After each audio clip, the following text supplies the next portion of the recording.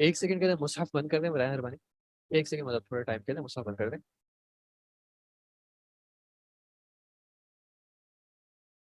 صرف ہاتھ اٹھائیے گا کہ جو آیات پڑھی ان میں سے کتنے لوگوں کو کوئی ایک بات بھی سمجھ میں آئی ہے. جو ابھی آیات قرات کی گئی ان آیات کے معنی میں سے کس کو کوئی ایک بات بھی سمجھ میں آئی, وہ لوگ ہاتھ اٹھا سکتے. نہیں, آپ بتانا نہیں ہے, صرف ہاتھ اٹھانا ہے کہ ہاں ایک بات تو سمجھ میں آئی ہے. الحمدللہ کتنی 102 نمبر آیت سے 111 نمبر کی آیت تک پڑھا, تو 10 کے قریب آیتیں پڑھی ہیں. کتنوں کو ایک بھی کوئی بھی بات, چھوٹی سی بات ایک سمجھ میں آئی ہوگی؟ ایک. شرمانے کی بات نہیں ہے, کوئی مسئلہ نہیں ہے. کتنوں کو دو سمجھ میں آئی ہوں گی؟ دو والے. کتنوں کو تین سمجھ میں آئی ہوں گی؟ اچھا, چلے الحمدللہ بھائی. جن کو نہیں سمجھ میں آئے کچھ بھی, یعنی کوئی بھی بات سمجھ میں نہیں آئی, یا جن کو ایک ہی سمجھ میں آئی 10 آیات میں سے, وہ ذرا سا غور کریں کہ کیا وجہ ہے. کیا وجہ ہے کہ نہیں سمجھ پائے؟ یہ وجہ ہے کہ عربی سمجھ نہیں آ رہی تھی, یا یہ وجہ ہے کہ آیات سنی نہیں رہے؟ جن کو عربی سمجھ میں نہیں آ رہی تھی وہ معفون عن ہے. معفون عن کا مطلب کیا ہوتا ہے؟ وہ معاف. کیوں؟ کیونکہ وہ سمجھنے کی, کم از کم سننے کی کوشش کر رہے تھے, سمجھ نہیں آ رہی تو الگ بات. لیکن جو سنی نہیں رہے تھے ان سے سوال ہے کہ وہ آیت کون سی ہے جی؟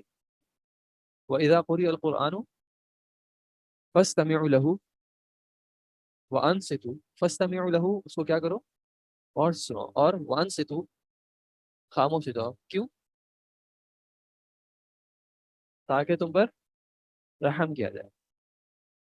امید ہے انشاءاللہ کہ آ، ہم میں سے کوئی بھی یہاں پہ ایسا نہیں ہوگا جو کسی مجبوری کی وجہ سے ہو. ٹھیک ہے؟ امید ہے ایسا کوئی بھی مجبوری کی وجہ سے نہیں ہوگا. جو مجبوری کی وجہ سے ہے وہ بھی معفون عنہ ہے. کیوں معفون عنہ ہے؟ کیونکہ نبی صلی اللہ علیہ وسلم نے بتا دیا, اللہ تعالیٰ نے تین چیزیں جو ہے میری امت سے معاف کر دی, خطا, نسیان اور اجبار پر. مجبور ہو استقرار علیہ تو وہ معاف ہے. لیکن جو اپنی مرضی سے آئے ہیں ان سے ایک سوال ہے کہ وہ اس محفل میں نہ بھی ہوں, کوئی مجبوری, لیکن اگر اس محفل میں بول رہا ہوں تو بولتے رہیں بیچ میں, کوئی مسئلے کی بات, میری کوئی اوقات نہیں ہے. لیکن جب اللہ کا کلام پڑھا جا رہا ہے, اور اگر ہم اس وقت کسی اور بات کو زیادہ پرائرٹی سمجھ رہے تھے تو تھوڑا سا ایویلیویٹ کر لیں کیا واقعتاً وہ اتنی پرائرٹی کی بات تھی کہ میں اللہ کے کلام کو سننے کے بجائے, اس پہ غور و فکر کرنے کے بجائے اپنی بات کو کرنے کو زیادہ ترجیح دے رہا تھا, تو کیا وہ بات واقعتاً اتنی امپورٹنٹ تھی؟ اور اگر میں نے کسی اور سے بات کی ہے تو میں نے نہ صرف اپنے آپ کو کسی اور کام میں مشغول کیا ہے, بلکہ میں جس سے بات کر رہا تھا اس کو بھی میں نے مشغول کیا. تو یہ جو لعلکم ترحمون ہے, کیا پتا کون سا موقع ایسا ہو جس کی وجہ سے یہ فیصلہ ہو جائے کہ نہیں اس پہ رحم نہیں کیا جائے. تو وہ رسک لینے کے لیے اگر تیار ہیں تو پھر ایک الگ بات ہے. اگر نہیں تو کوشش کریں کم از کم جب قرآن پڑھا جا رہا ہو, نہیں اس محفل میں رہنا نہ رہے, کوئی مسئلے کی بات نہیں ہے. میری کلاس کی بات نہیں ہے, واللہ میری کلاس کی کوئی بات نہیں ہے. عام طور پہ کلاس کا کوئی فارمیٹ پیٹرن ہو جاتا ہے. مجھے محسوس ہوا ہے کہ ہماری کلاس میں اکثر ایسا ہی ہے کہ ہم قرات سے شروع کرتے ہیں, تو آپ 5-10 منٹ بعد آ جائیں, کوئی حرج کی بات نہیں ہے, کوئی آنے جانے پہ آپ کو کوئی سب وہ نہیں ہے.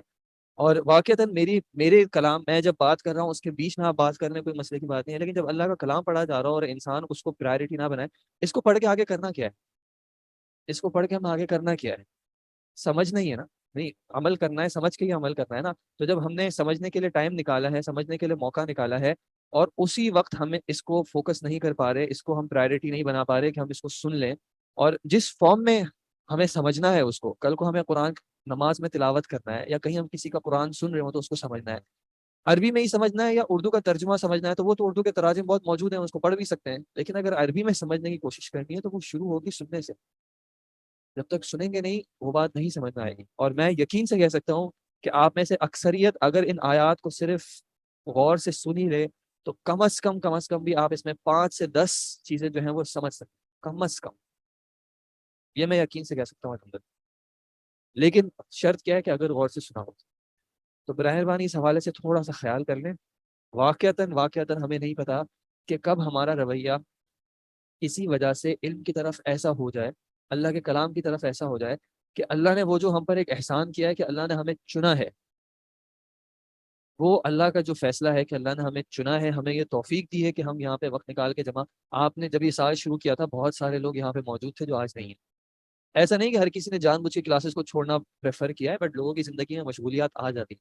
اگر اللہ نے آپ کو یہ توفیق دی ہے کہ اس وقت تک الحمدللہ تقریباً سال مکمل ہونے والا ہے اور آپ لوگ اب تک یہاں پہ موجود ہیں، اس میں میرا اور آپ کا کوئی کمال نہیں ہے. یہ بات ذہن میں رکھے گا، اس میں میرا اور آپ کا کوئی کمال نہیں ہے.